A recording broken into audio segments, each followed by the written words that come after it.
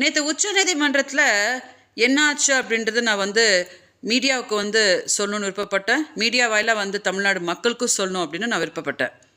ஏன்னா நேற்று வந்திருக்கிற தீர்ப்பு பிரகாரம் செட்டில்மெண்ட் அப்படின்னு சொன்னோன்னே இதுக்குள்ளே எல்லாரும் எழுத ஆரம்பிச்சிருவாங்க.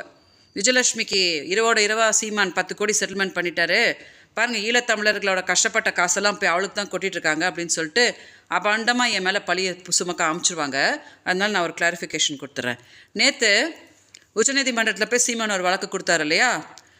சென்னை உயர்நீதிமன்றத்தில் எஃப்ஐஆரை குவாஷ் பண்ண சொல்லி சீமான் வழக்கு கொடுத்த போது காவல்துறை தரப்பில் ஒரு லாயர் என் சார்பாக வாதாடி, அதாவது அவங்க பாதிக்கப்பட்டிருக்கிறாங்க அப்படின்லாம் எக்ஸ்பிளைன் பண்ணி அப்புறம் தானே நீதிபதி அதுக்கு ஒரு உத்தரவு கொடுத்தாரு. அதை போய் என்னென்னு பாருங்கள் அப்படின்னு சொல்லிட்டு.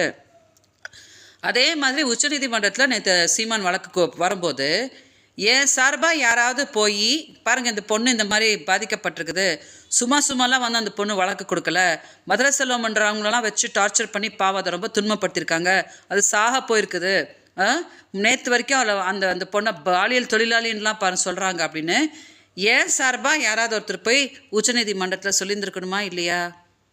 சொல்லலை. கவனிச்சிங்களா? அப்போ என்னாச்சு அப்படின்னா சீமான் அவரை வச்ச கோரிக்கையை அவங்க ஏற்று அவங்க இப்போ ஜட்ஜ்மெண்ட் கொடுத்துருக்காங்க.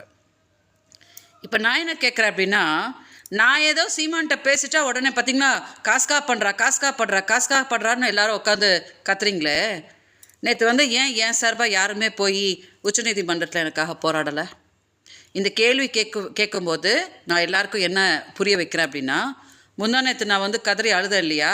ஏன் அழுதேன்னா, எனக்கு எந்த நீதியும் கிடைக்காது, எனக்கு எந்த நியாயமும் கிடைக்காது, இந்த கேஸில் கிடைக்கவும் விட மாட்டாங்க அப்படின்றது நான் தெரிஞ்சுக்கிட்டேன். ஓகே, ஸோ இதை தாண்டி நான் போய் எந்த போராட்டமும் பண்ணிக்கிட்டு நான் எந்த ஒரு இதுவும் நான் பண்ணிக்கவே மாட்டேன். ஏன்னா யாரும் சீமானுக்கு பாவம் அந்த பொண்ணு கஷ்டப்பட்டுருக்கு, அந்த பொண்ணோட சாபத்தை கட்டிக்காத அப்படின்னு யாரும் சொல்லிட்டல.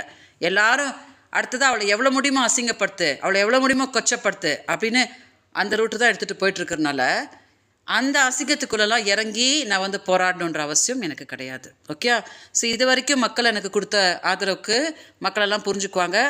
விஜயலட்சுமி இப்போ கூட ஏமாற்றப்பட்டிருக்காங்கல்ல அப்படின்னு மக்கள் புரிஞ்சுக்குவாங்க, மீடியாவும் புரிஞ்சுக்குவாங்க, எல்லாரும் புரிஞ்சுக்குவாங்க.